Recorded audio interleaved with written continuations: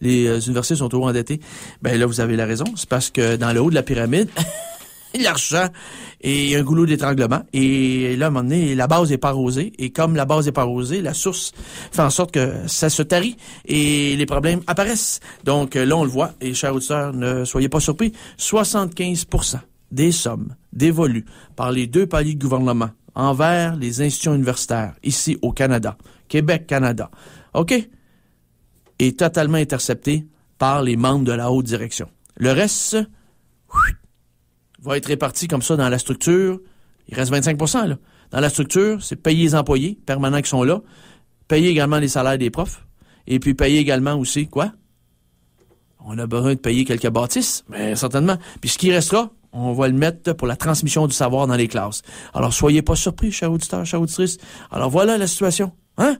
C'est pas compliqué. Alors, bravo à Richard Levine, le bon docteur Richard Levine de la faculté de médecine de l'Université McGill. Il faut savoir que Jean Charest, son salaire, lui, est de 171 114 $, sans compter l'aide que lui donne Paul Desmarais de Power Corporation et Brian Mulroney pour service rendu, pour avoir été parachuté ici au Québec pour faire la job de bras de nos amis, les fédéralistes complexés à Ottawa et de notre ami Paul Desmarais. Hein? Il est bien dressé, le petit chéchet. Il est bien dressé.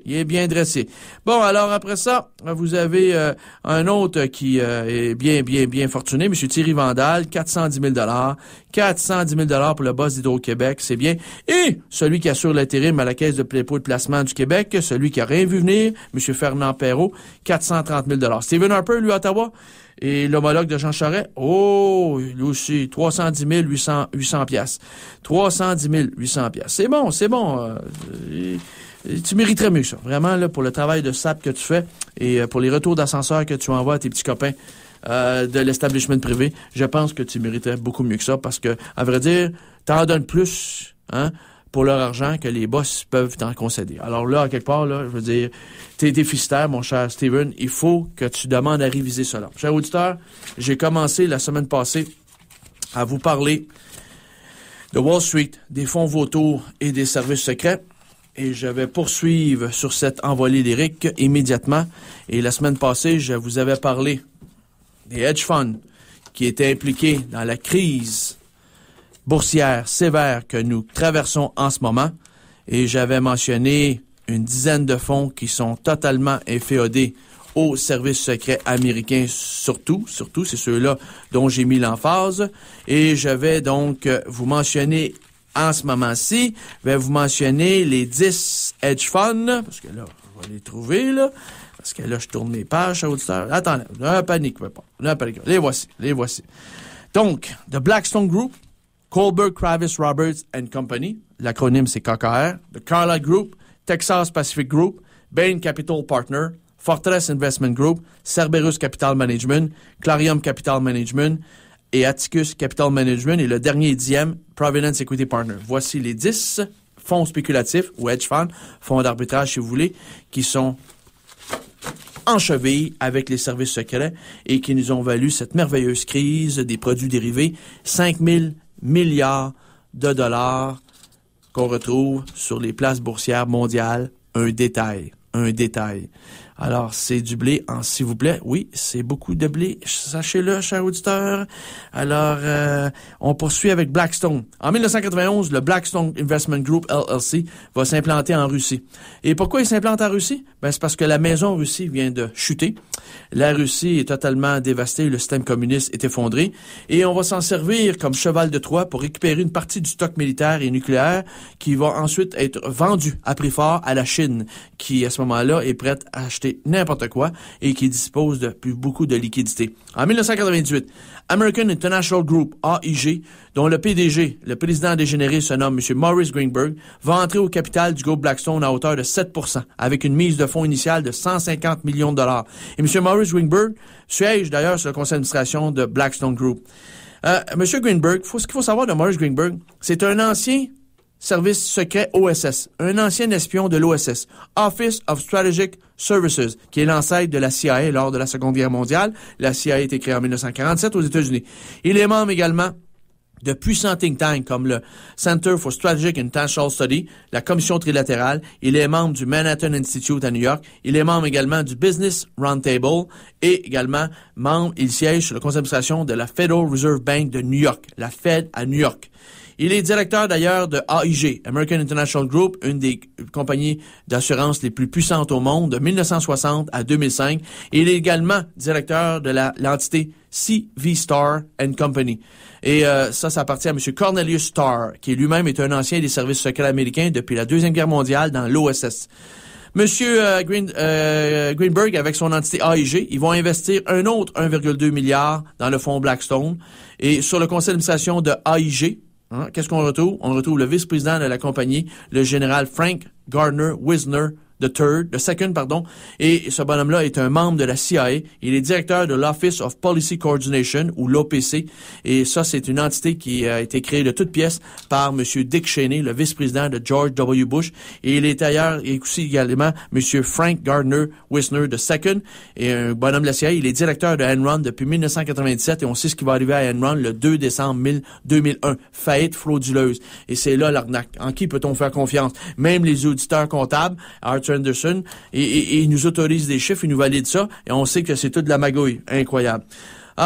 Les clients de Blackstone, quels sont-ils? Vous avez ce que je viens de mentionner, American International Group, AIG, il y a Microsoft, il y a Comcast, il y a Sony, il y a Procter & Gamble, il y a Xerox, il y a Enron, il y a Global Crossing, il y a AT&T, il y a Six Flags. Six Flags sont propriétaires d'une multitude de parcs d'amusement, de parcs d'attractions, dont entre autres lequel? Celui qui est sur votre île Sainte-Hélène, la Ronde. C'est serré le pouvoir. Oui, Six Flags sont propriétaires de la Ronde. Et les clients de Blackstone sont qui? Sont Six Flags, American Online, dont le client IBM, Vivendi, British Petroleum, BP Amoco. Et vous avez Arthur Anderson, naturellement, qui a disparu avec la crise de Enron en 2001.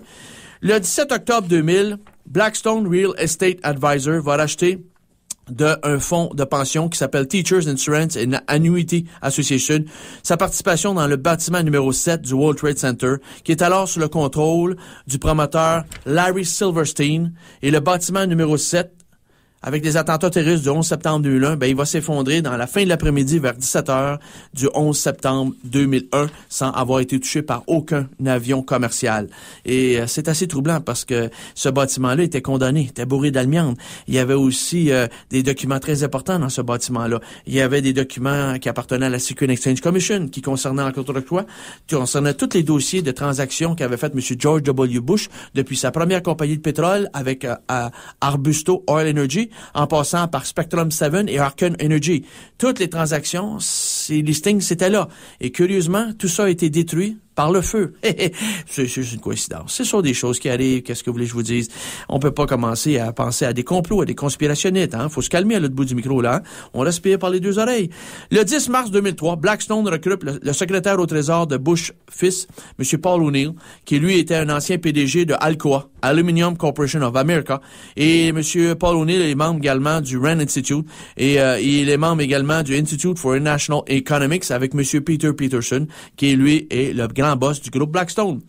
Blackstone Group va racheter Equity Office Partners pour 38,9 milliards le 6 février 2007. Une des plus grosses transactions de rachat par endettement qui a été faite sur le marché boursier de Wall Street.